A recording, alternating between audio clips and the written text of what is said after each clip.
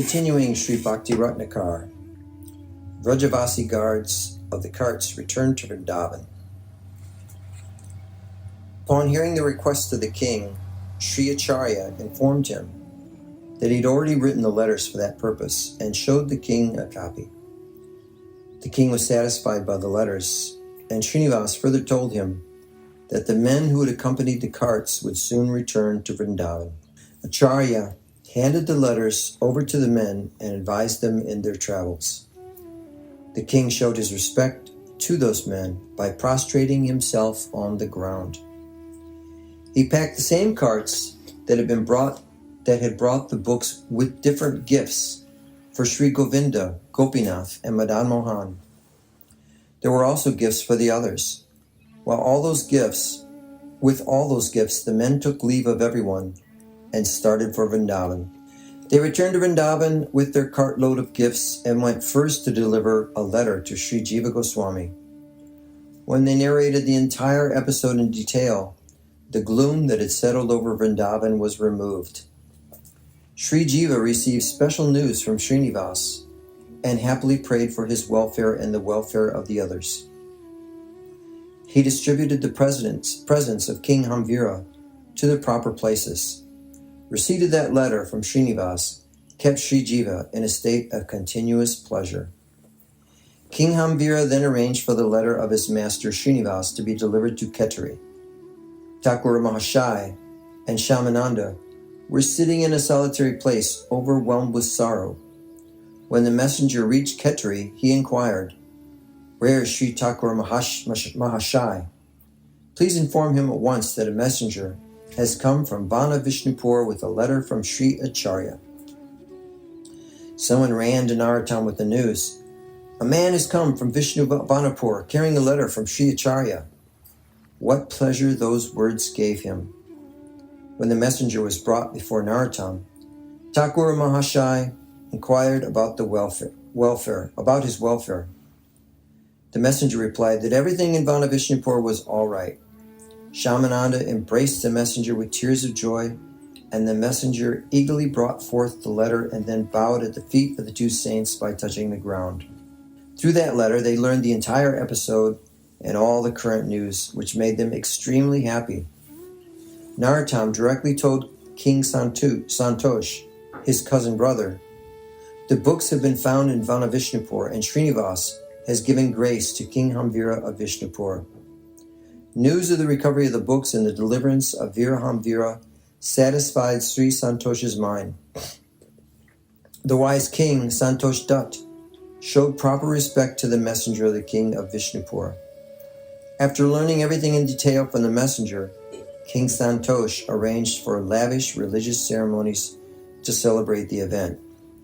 King Santosh's behavior surprised everyone and made Sri Thakur Mahashai very happy. In the presence of Shamananda, Thakur Mahashai wrote a reply to Srinivas. In the letter, he expressed his own desire and also informed Srinivas that Shamananda would go to Utkal. He wrote a second letter to King Hamvira congratulating him for his good fortune. When the messenger returned to Vishnupur, he delivered the two letters to King Hamvira and narrated everything he had seen and heard.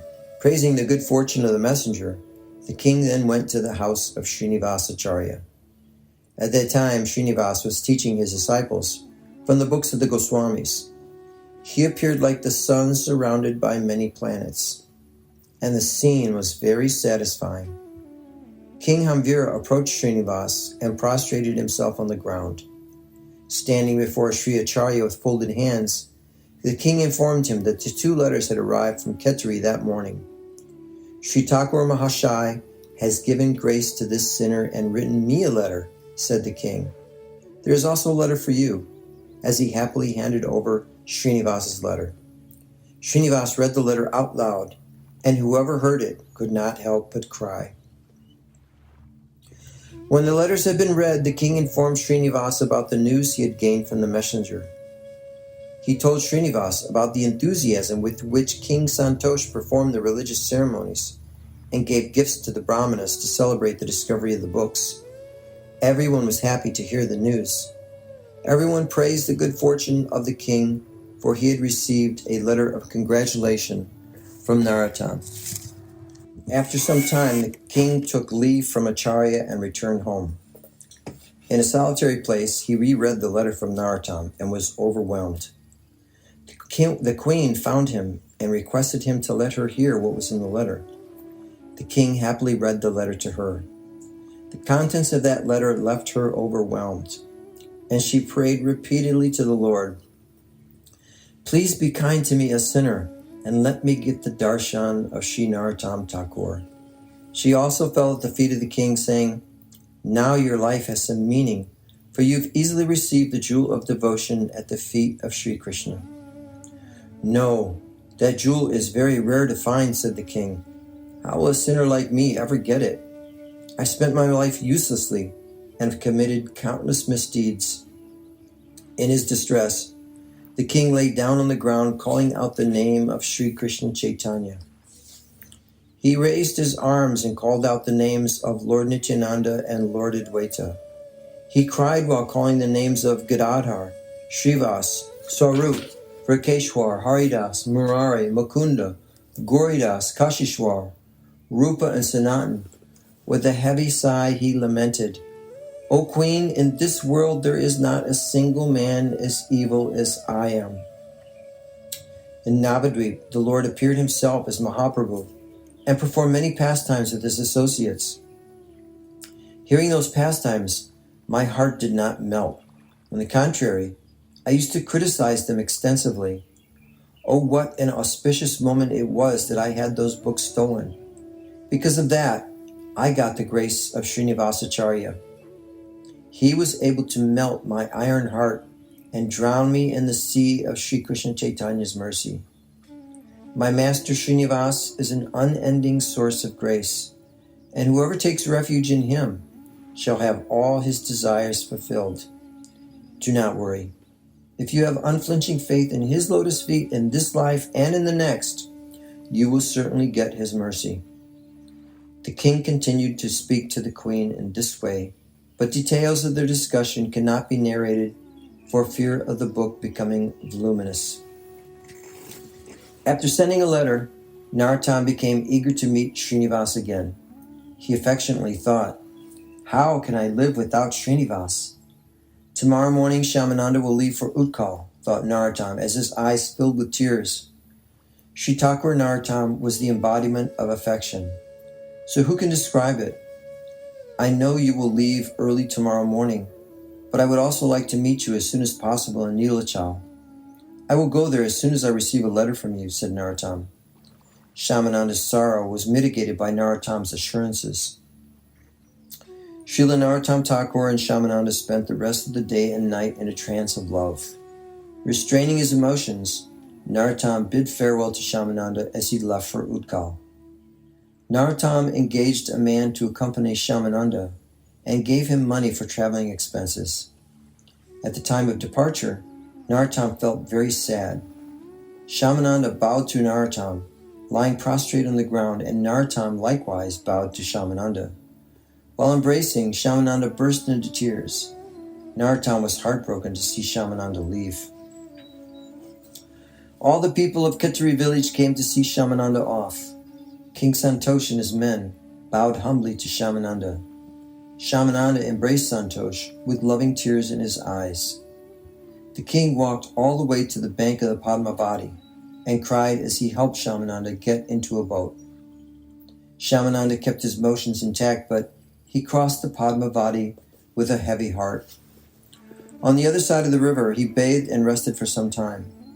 Having paid tribute to Padmavati, he resumed his journey. He visited the Gauranga deity at Kantakanagara and thereafter went to Shantipur via Navadvip. The names of all the devotees on whom he showed his grace cannot be described here. In Ambika Nagara, he went straight to the house of his guru in ecstatic mood in the mood of ecstatic love. In Ambika, Sri Shyamananda also showed the deity of Nityananda that was worshipped by Sri Gauridas Pandit. Also saw the deity. The pleasure Shyamananda derived seeing the feet of his guru Hridaya Chaitanya defies description. he affectionately showed Shyamananda the deities of Sri Krishna Chaitanya and Nityananda. Seeing the two lords, Shyamananda was overwhelmed with joy and tears rolled down his face. The deities graced Shyamananda by their great silence. How can I describe the pastimes of these two lords to whom Pandit Gauridas offered his service?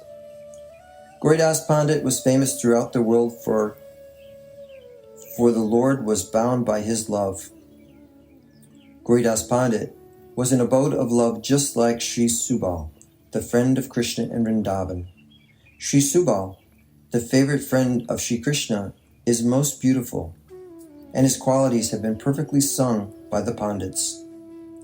In the Bhakti Rasamrita Sindhu it is said, his bodily complexion is more brilliant than gold. He's the best friend of Krishna. He wears a celestial necklace and a yellow-colored dress. He possesses lotus eyes, and he gives pleasure to his friends. I worship that Subal. In Stavavali it is said, Subal is drenched in the fountain of Sri Radhika's love, and he never leaves the side of Sri Gokul Chandra, even in his dreams. I bow to that loving embodiment of Subal. In the Sohaya Beda, the description of the book Ujjvala Nilamani, it says, is there any affair of Sri Krishna in which Subal has no right to interfere? He was even able to bring back the lady who had quarreled with her lover and separated. He would prepare a suitable bed for Sri Krishna for his love-making leelas in the Kunja Grove. He would fan his tired and perspiring Krishna as his Lord rested his head on the breasts of his beloved. It is well known that Gauri was none other than Subal himself, and that he was the favorite associate of Sri Krishna and Nityananda. Gaura Ganadesh Tapika says that Gauridas Pandit and Subal, the friend of Krishna, are the same. In another part of the book, it is stated that Subal Chandra of Krishna Leela is presently manifest as Sri Gauridas Pandit in Gaura Leela, and he is the favorite associate of Sri Krishna and Nityananda. I worship that Gauridas Pandit. Sarkela Suryadas was a scholar and a broad-minded person.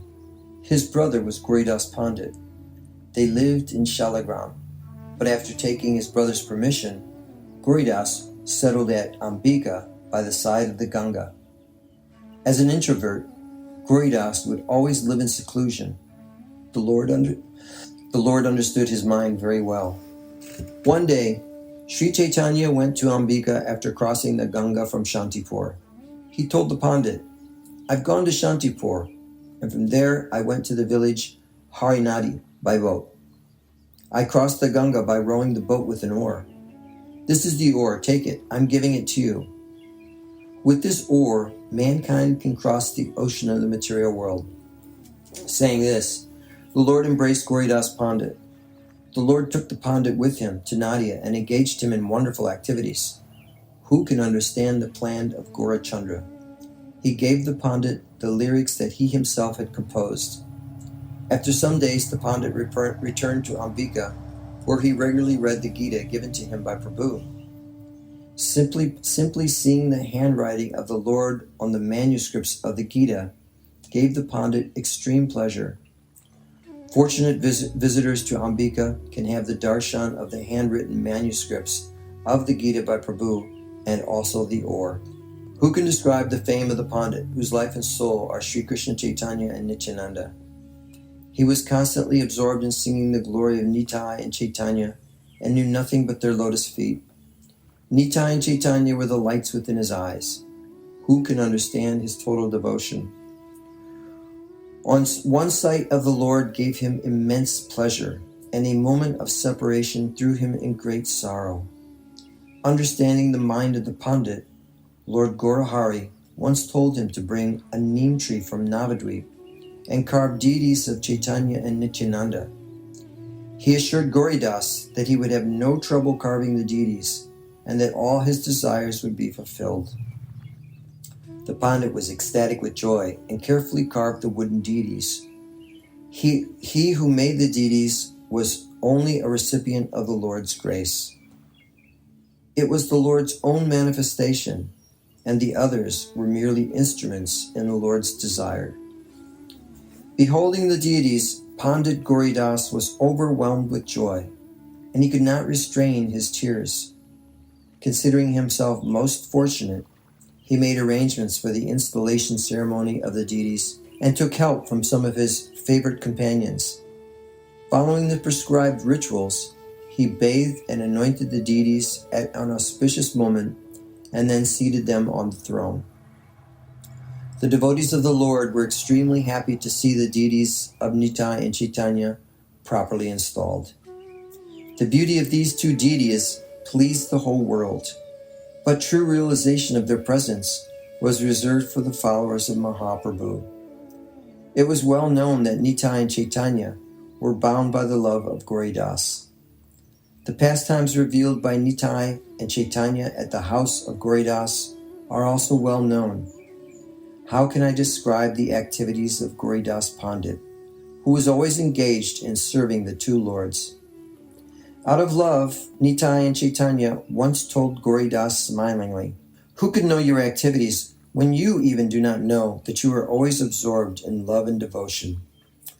"O Subal, my friend, can you remember your first life? Can you remember the great fun we had when we took the cows to the bank of the Yamuna?" Saying this, the deities turned themselves into Krishna and Balaram, with black and fair complexions. In those forms, they held the singa, horn, flute, cane, peacock feathers, and ornaments. How beautiful they looked in the dress of cowherd boys. Beholding their beauty, Gauridas was overwhelmed with ecstatic joy. Only by the will of the Lord could he regain his consciousness, and therefore he stared steadily at the deities on the throne.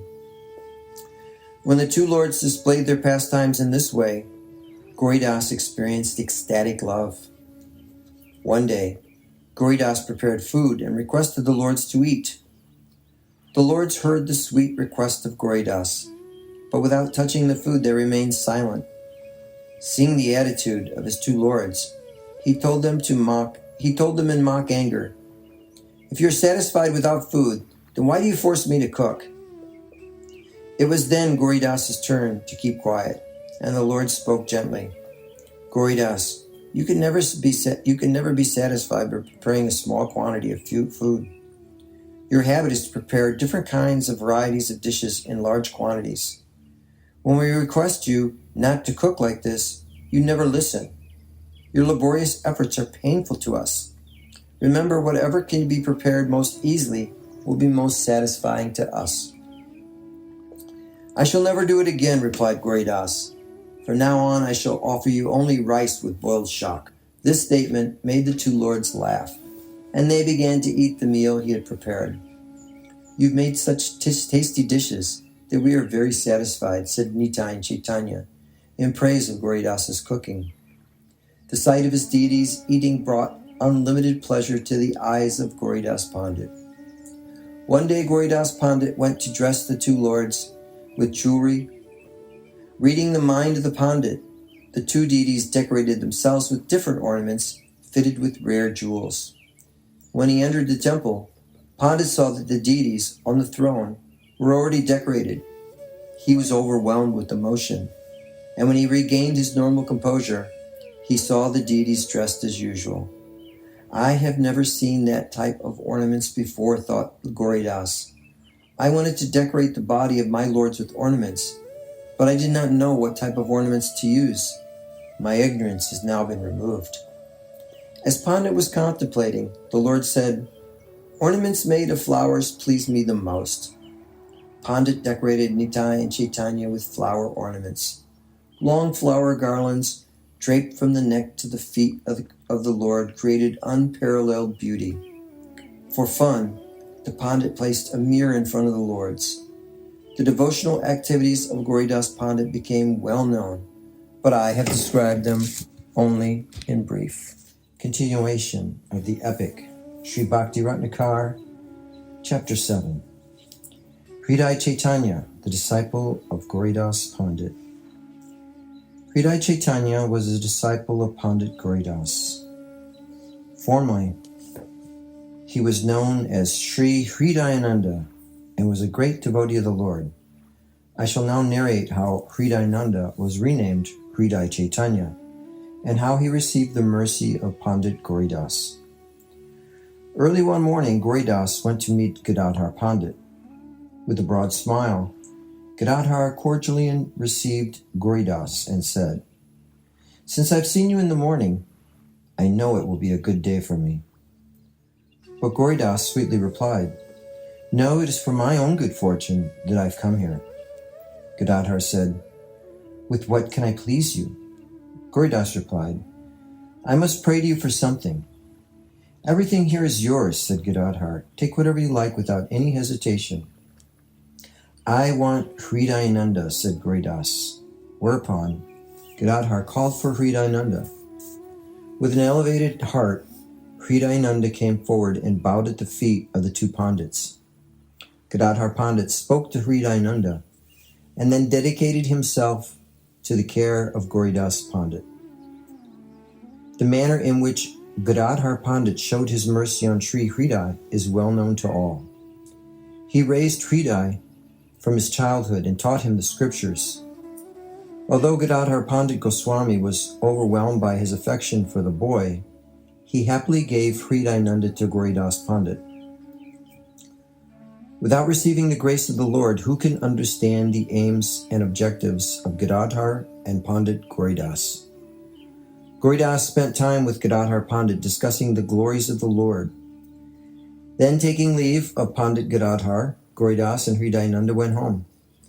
In due course of time, he gave Diksha mantra to Hridayananda and dedicated him to the feet of Nityananda and Chaitanya.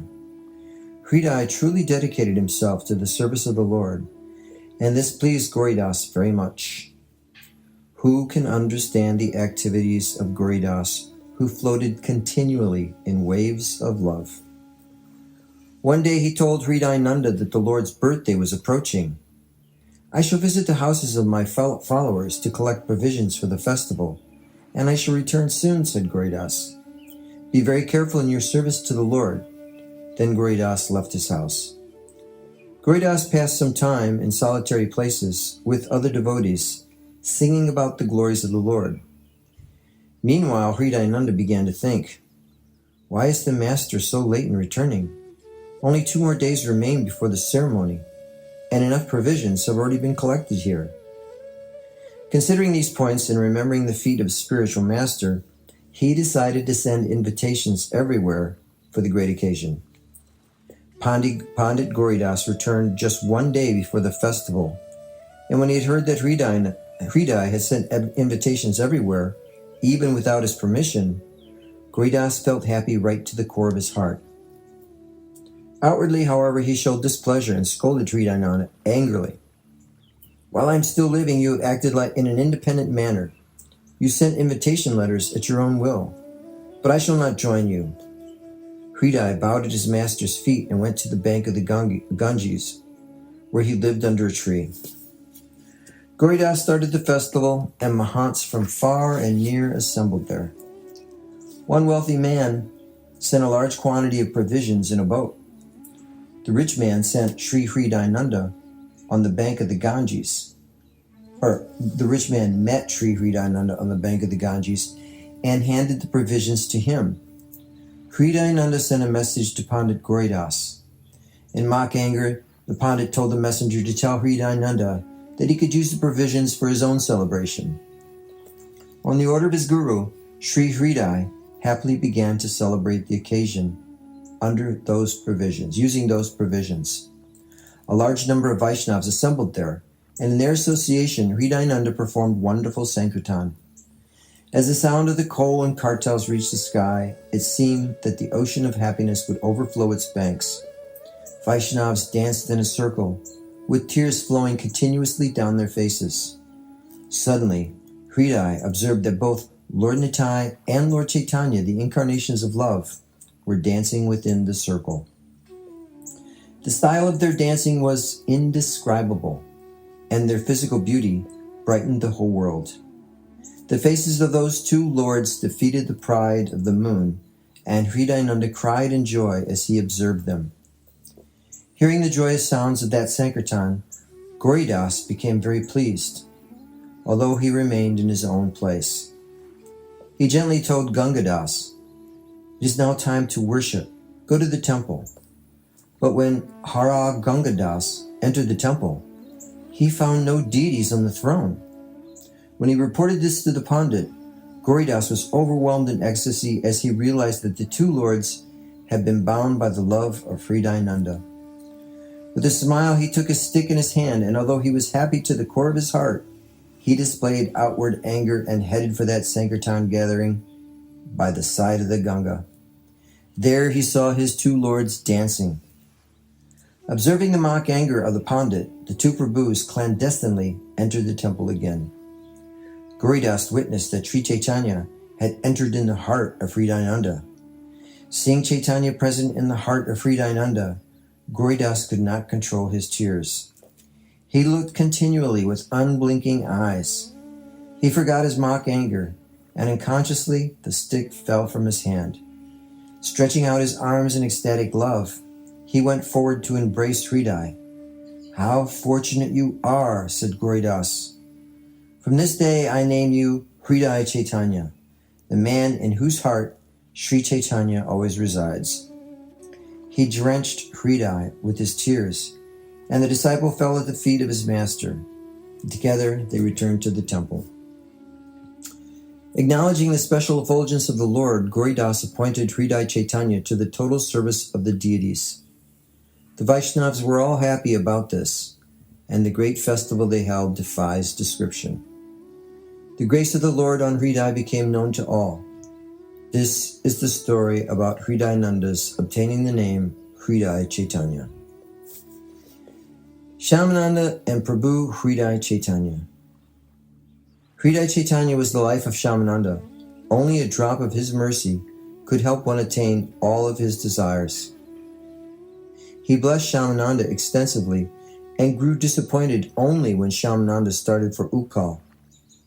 Shyamananda bowed at the lotus feet of his master with tears in his eyes. Before Nimai and Chaitanya, Shyamananda lay prostrate on the dusty ground of the temple, and his body was smeared with the dust. After paying his respects to the associates of the Lord, Shyamananda prepared to leave Ambika, but he was unable to travel because of his excessive emotions. The associates of Mahaprabhu were also filled with emotion and tried to console Shyamananda in various ways. After distributing Mahaprabhu's devotion in Ukkal, "Please return to Ambika," they all requested. Shyamananda then left for Ukkal, holding the memory of the feet of his guru in his heart. As he traveled, he sang the glories of Nitai and Chaitanya. He grew mad with love and entangled other travelers in that same loving madness. Even great heretics began to feel fortunate when they saw Shyamananda and took shelter of him. There was a village named Dandeshwar in the middle of Gaudadesh that had formerly been the residence of Krishna Mandala. Later, Krishna Mandala decided to live in Utkal. How can I describe the wonderful activities that were performed in Dandeshwar? Shyamananda chose to pass through that village on his tour, and everyone was pleased to see him. From there, he reached Dharendra village, where he felt he should send letters to Sri Acharya Thakur and Thakur Mahashai. He wrote 2 letters, which contained particulars about his travels. Shyamananda sent the letters with the letter bearer to the proper places. Those letters contained statements of his love and devotion and documented the fact that he had gratified Utkal by his presence. When Thakur Mahashai received Shyamananda's letter, he gladly read it in the presence of all. Thakur Mahashai then sent that letter bearer to Sri Acharya, who was still in Vishnupur. Thereafter, Narottam began to visit various places of Navadvip. The condition of Vana Vishnupur. Srinivasacharya became excited with emotion when he received the letter from Narottam. He read and reread the letter of Shyamananda. He also told his associates about some of the transcendental activities of Shyamananda. King Virahamvira took Shyamananda's letter from Sri Acharya and touched it to his head. Simply by hearing the qualities of Shyamananda, he grew eager to meet him. Acharya Thakur was pleased to see the eagerness of the king. Sri Acharya then told the king that he would be going to Srikhanda and Yajigram. The king said, "Vanu Vishnupur has been glorified by your presence. Without you, it will again become a forest." "Do not worry, I will return to Vishnupur soon," said Srinivas. "Please take this worthless person with you," requested the king. "No, not now," said Acharya. "I know that I should not keep you," said the king, "but I am unable to behave properly in this respect."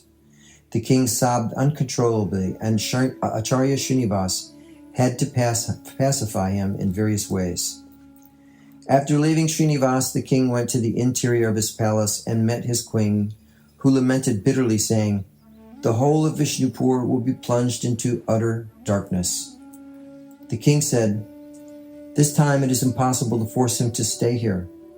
And the queen replied, "I know that, but how shall we live without him?" Then she simply cried. Sri Virahamvira composed himself and somewhat consoled his queen before returning to the Acharya.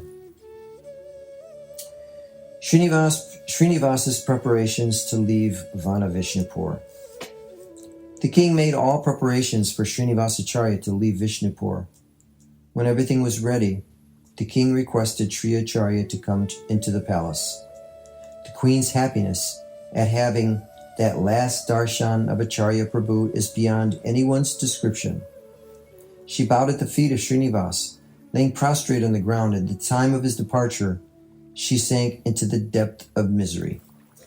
Acharya Prabhu was gladly moved by their devotion, and after taking their leave, he returned to his own house. When news spread that Acharya Prabhu would go to Yajigram, the inhabitants of Vanavishnupur grew morose. They all began to cry helplessly. They expressed their sorrow.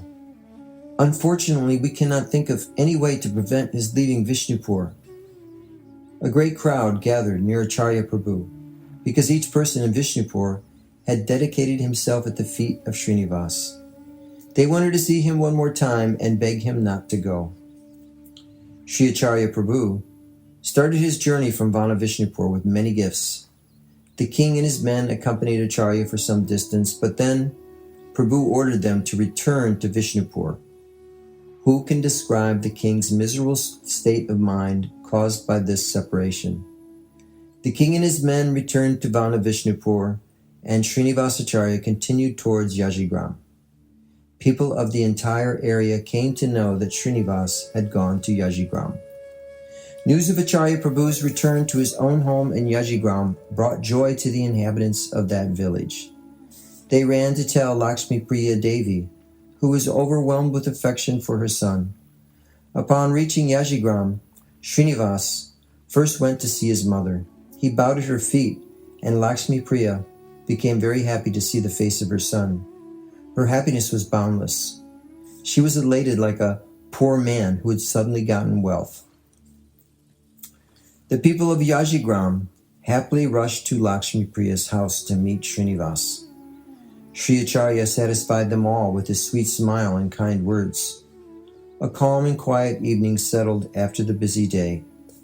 Seated in his house, Sri Acharya and his disciples added an extraordinary beauty to the atmosphere of Yajigram.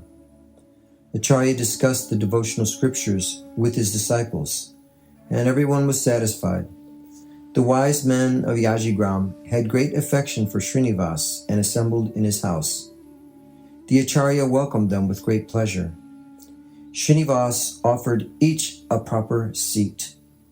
The wise Vaishnavas were pleased by Srinivas's hearty welcome as he inquired from them about the happenings of Yajigram. Srinivas narrated the episode of his life in Vrindavan and his attainment of the favor of Rupa and Sanatan in his dream. He also told them how Bhatta Gopal had favored him and how he had studied the books written by the Goswamis. He told them how he had visited various places in Vrindavan and how he had traveled to Goda with the books of the Goswamis. He told them how the books had been stolen in Vanavishnupur and later recovered, and then how he decided to return to Yajigram. Each Vaishnav harbored a different emotion while listening to the narration of Srinivas. With great difficulty, they controlled those emotions and simply stared at the face of Srinivas. Srinivas Acharya casually asked them about the Vaishnava Prabhus. With heavy sighs, they informed Srinivas, Thakur Narahari is half dead. He lies on the ground in a semi-conscious state and laments in tears. Sri Raghunandana and the other devotees sing the glories of Gora all the time. Who can tolerate the condition of Narahari Thakur? What to speak of his effect on human beings? His lamentation melts the stones and pieces of wood. Not long ago, Das Gadadhar came to Kantakanagara from Navadvip. He continually sang the glory of Goda, and the sight of him pierced our hearts. Sometimes he lamented, sometimes he was silent, and sometimes he would sing the glory of Gadadhar Pandit. Sometimes he would sing the name of Nityananda, and sometimes the name of Pandit Srivas. Sometimes he would cry, O Prabhu, how long shall I suffer in this world? In this miserable condition, Gadadhar Das would lie on the ground like a dead man. He lived always in seclusion, without food or water, and his body burned in the fire of separation. O Srinivas, the Prabhus of Navadvip have disappeared one by one from this world. We can barely speak of the heartbreaking news that even Devi Vishnupriya has disappeared from this world. With that, Srinivas fell on the ground unconscious and his body became stiff. The Vaishnavas present were sorry to see Srinivas's miserable condition. Later in the night, he regained his senses, but even a stone could be melted by his pitiful crying. A man named Gopal Das took Srinivas in his lap and tried to console him. He gradually became pacified, and for the remainder of the night, they discussed Chaitanya Mahaprabhu. In the dead of the night, all of the devotees, including Srinivas, fell asleep. In a most beautiful form, Sri Advaita, the image of love, appeared to Srinivas in his dream. His eyes stretched out to his ears, and the beauty of his face defeated millions of moons. His long hands surpassed the beauty of the golden stalks of lotus, and he took Srinivas lovingly on his lap. Sri Advaita behaved in such a way that the burning fire in Srinivas's heart might be cooled. Having shown him great affection, Advaita said to Srinivas gently, You will deliver many poor souls. You must preach the teachings of Mahaprabhu everywhere. Many wise men will suggest that you marry, and you should do so without any hesitation. Thereafter, Advaita disappeared and dawn broke. Srinivas could not control his tears as he remembered the favor bestowed by Sri Advaita. Having finished his scheduled morning duties, he started hurriedly for Sri Khanda.